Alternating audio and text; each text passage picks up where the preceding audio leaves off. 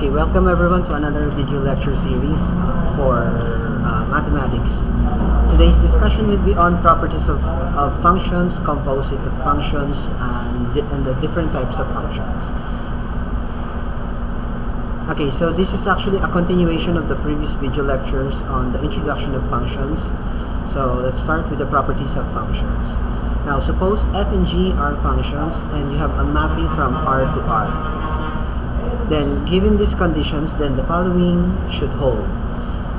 You have the first function added to the second function. Therefore, individually, you have f of x plus g of x. If you have f minus g of x, then this can be determined by subtracting the original two functions, f of x minus g of x. To clarify this further, if you take a look at the student handouts, you can see that this is stated in the student handouts as the operations on functions, considering that the functions are the values are for x are all real numbers. So this is referred in the handouts as the addition operation for functions. So you have f plus g of x equals f of x plus g of x.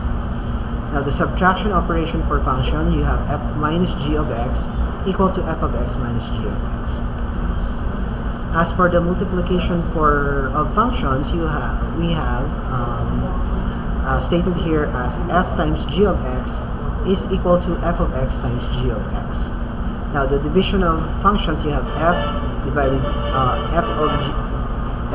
by g of x is equal to f of x over g of x, provided that g of x is not equal to 0. Okay, so let's have a few examples for this one.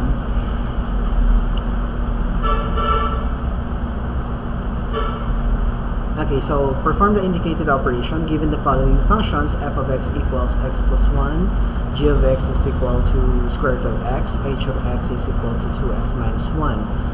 Number 1, we are asked to find f plus h. Number 2, f minus h. Number 3, f times g. And number 4, h over f. At the moment, let's skip out number 5. Okay, so let's have a solution for this one.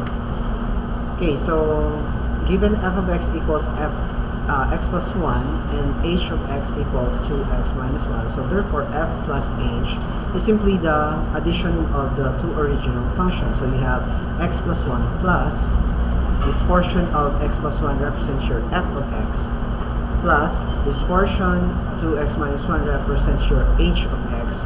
Following the properties of function, f plus h is simply the addition of the two expressions. So this gives us 2x plus x is 3x, 1 minus 1 is equal to 0. So what is left is 3x. Now for number 2, you have f minus h. So again, this expression here represents your f of x minus the expression for h of x. Now, distributing the negative sign to the two terms of h of x, you have x plus 1 minus 2x plus 1.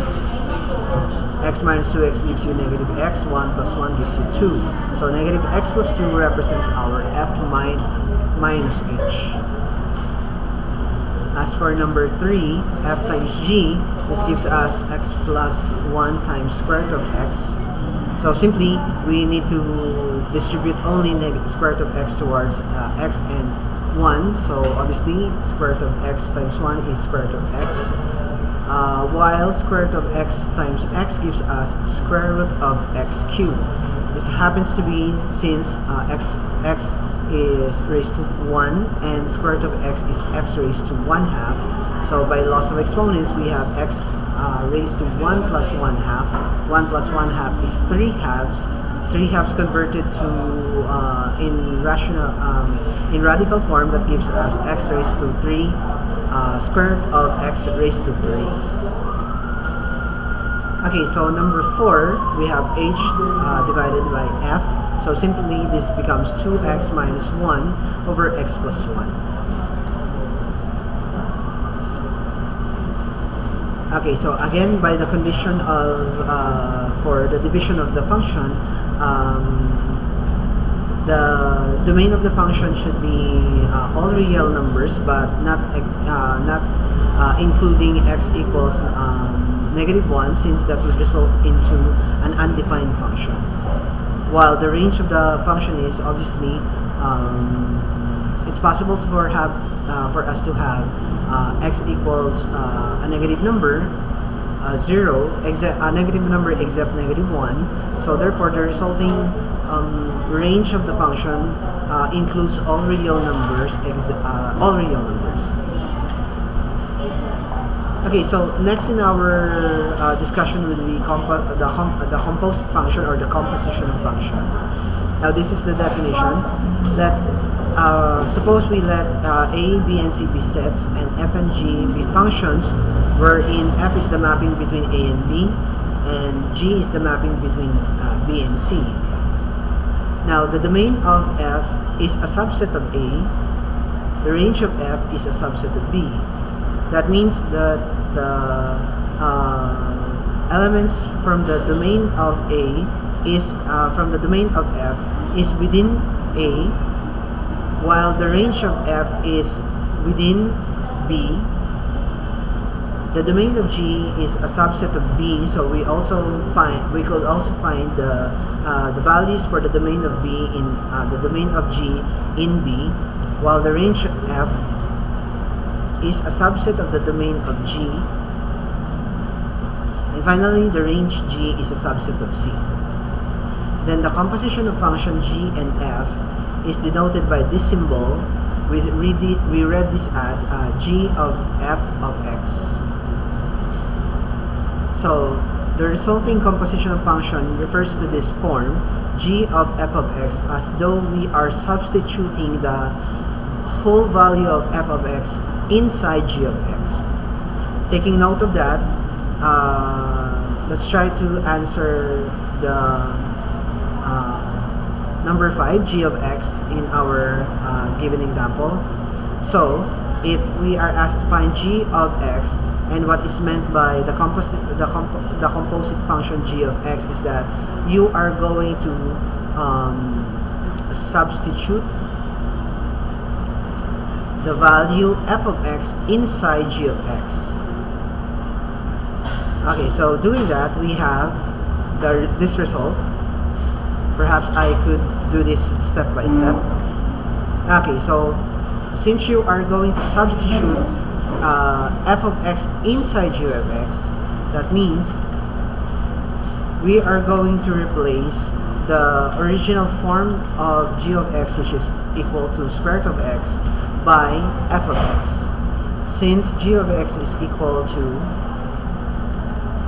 square root of X, that means we're going to replace X here by F of X, and that is equal to saying that we are going to replace X in square root of X by the expression of F of X equal to X plus 1. So therefore, the composite function G of F is equal to the square root of X plus 1. Okay, so let's try to extend this idea, although this is no longer given in the example, but just to concretize the idea, let's try to answer F of H of G. Now, it is given here that the result is already equal to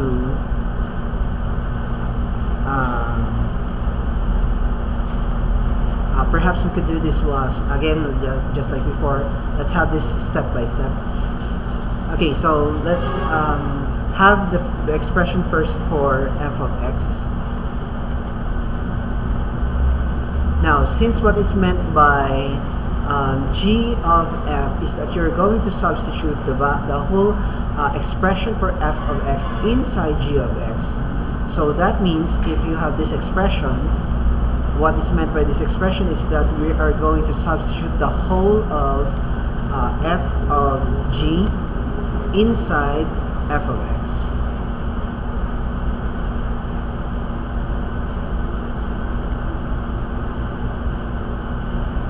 Now, since our f of x origin is the expression x plus 1,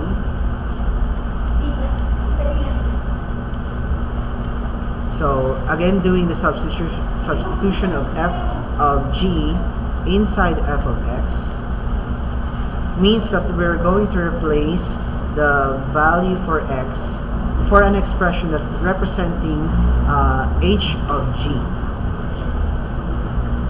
Okay, so but since h of g is also a composite function or a composition between h and g, and what is meant by h of g means that we're going to substitute the whole expression of g of x inside h of x. So doing that, let's try to write first h of x.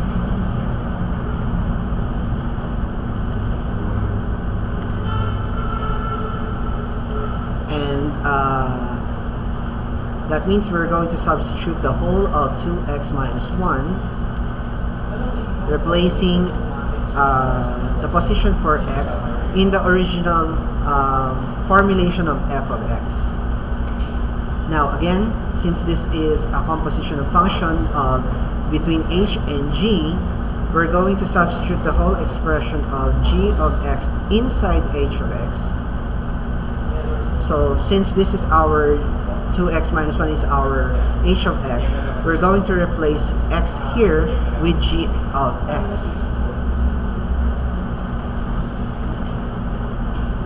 So this goes there. So therefore, what we have done is that we have substituted the whole expression of g of x inside h of x. That results into 2x minus 1, and having that expression substituted inside f of x, then we can have that as 2 square root of x minus 1 plus 1. So therefore, the resulting composition of function would result into 2 square root of x. Okay.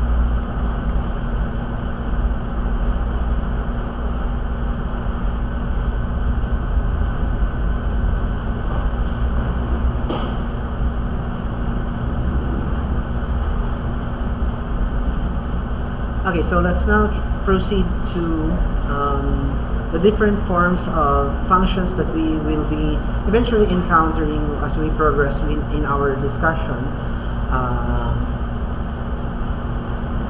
Okay, so what you see on your screen is actually a portion of the book of the Shom's Outline Series for Advanced Calculus. So it is introduced here the different types of functions. We call these different types of functions elementary functions. So we have the first one as the polynomial function. The polynomial function has the form of this expression. So every polynomial of the form a sub o x raised to n plus a sub 1 raised to x raised to n minus 1 plus and so on is called a polynomial function. So basically, any form of a polynomial such as what you see here, x cubed minus 5x squared plus 11x minus 15 is a polynomial function. Okay, so next is an algebraic function. An algebraic function is of the form y is equal to f of x. The difference between a polynomial function and an algebraic function is the presence of the equality sign. So you cannot you have here f of x as the form of the function equal to the form of the polynomial, while the algebraic function is, instead of having constants here for a sub o, a sub 1, you have the replacement for y in the form of f of x, and you have p of p sub the form of p of x as polynomials, replacing the values for x. Okay, so next we have the transcendental functions. We have many transcendental functions. We have the following. We have the exponential function, the logarithmic function, the trigonometric function. Also, we have the inverse trigonometric function and the hyperbolic functions. Now, all of these functions we will encounter eventually as we progress in our study of differential calculus.